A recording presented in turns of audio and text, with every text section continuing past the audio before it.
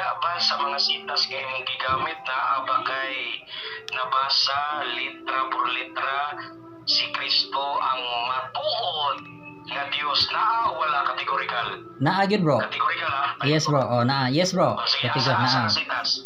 San Mateo 4:7. Gitintal, kinsa gitintal sa mga senaryo San Mateo 4, 1 hangtod sa 7. Gitintal si Jesus. Wa gyud laing gitintal ani. Ano sa Jesus?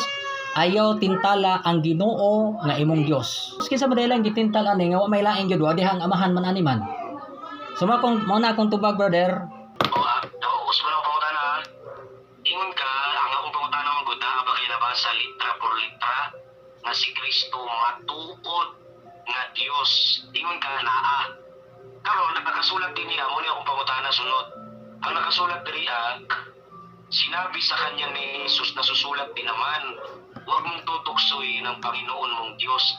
Ang pangutana nako, naa ba kay nabasa nga si Kristo matuod nga Diyos sa Mateo 4:7 na wala kategorikal? Naa lagi. Kining Dios nga gisgutan din dili man ibakak. Matuod man dun nga Dios bisan og why word for word nga imong gipangita nga matuod. Ang akong pangutana usmo nako, Mat 4:7 kung naa ba'y mabasa litra por litra. Ikatulo na ikatulo na nang balik-balik brother. Litra por litra si Kristo matuod nga Dios sumala sa 4:7 ingon ka naa. Asa man diri adapita brother kanang matuod nga Dios si Kristo asa man? Truly God Jesus Christ sa English asa man? Dili man ni bakak nga Dios si Kristo. Kaya ang gitintal ani matuod nga Dios man eh. Ang amag mayon kag bakak nga Dios na diha. Pangutan-on ako kaon niya ako diha ako'y bawas diha og nabay bakak nga Dios diha. Next question. Sige, next question. Dirita sa Juan 6:30. Sige. Gamit mo ni ang nakasulat diri ako at ang Ama ay isa. O yung Sige. nakasulat sa 6:30. Ang akong pautana, Diba? ingon mo sa 6:30, ako o ang Amahan usa lamang sa pagka-Dios. Katong giingon nimo nga usa lamang sa pagka-Dios, naa ba na sa 6:30 sa Juan sa Biblia na wala kategorikal? Naa bro, tanaw ha kay matod pa din I and my Father are one. Ako nga akong amahan ay iisa, no?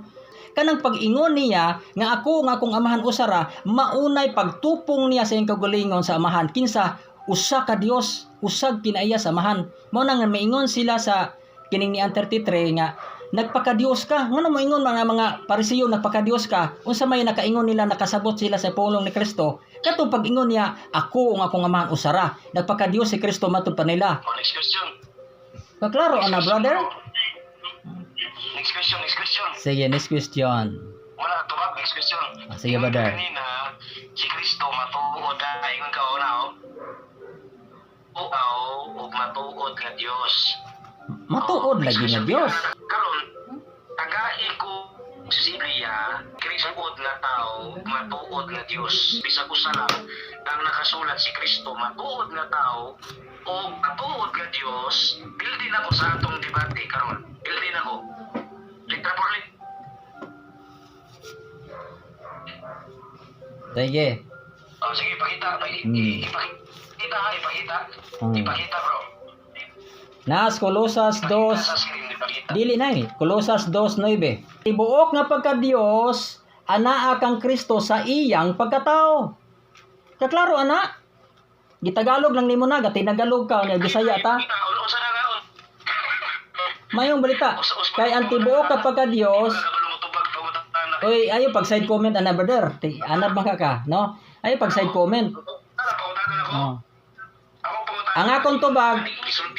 Di ayo sama na mo tubag. Di mo tubag sako. Tuminaw ha. Tanaw ha. Tuminaw ha. Ang kay ang tibuok nga pagka Dios, dili gyud katunga. Ang tibuok nga pagka Dios anaa kang Kristo sa iyang pagkatao. Pating saktuha. Mabasa gyud litra por litra nga si Kristo matuod nga tao o matuod nga Dios. Kay ang tibuok nga pagka-Dios anaa kang Kristo sa iyang pagkatao. Natubag ang pangutana bro. Next question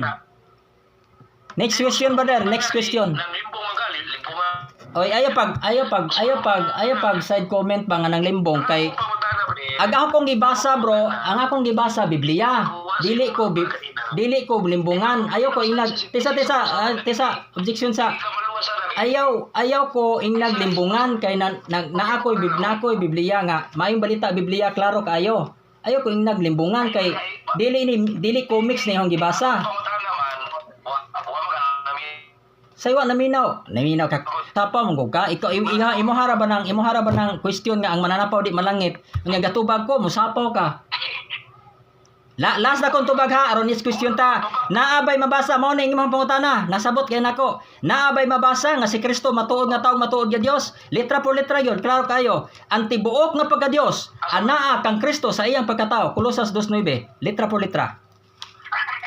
Litra por litra nga akong Oo. gipangita. Usbon ako ha. Ang akong gipangita. Gamita imong. Si Kristo. Next question bro. Isuda ni mo pasabto na ang akong gipangita, si Kristo matuod nga tao o matuod nga Dios. Unsa man din ang tibuok nga pagka Dios? Asa man ang tibuok nga pagka Dios ane? Naaman sa kang Kristo sa iyang pagkatao. Grabe ba dir? Wa man kay wa man kay gamita ang imuhang panabot ba? Wa man kay komprehensyon, wa man kay unsa may imuha og ayaw pagsalig ana imuhang liter. Wa man kay gamita panagsa na imuhang kuan kaning imuhang hunahuna dili kay magsige ra kag litra po litra. Ang imuhang nasa imong pulong mo ibusto nimo nga isudes Biblia. Gamita ang imong panabot dili kay. So next question brother, ayo na sig balik-balik ana. Imuha na problema. Nangutana man ko sa imo nga kana bang imong giingon nga Balik-balik naman na brother, balik-balik. Kasulat sa Colossus 2:9. Maog yun. Mao Maog yun. Sige. Human ako tubag brother, dili na ko motubag anak kay balik-balik.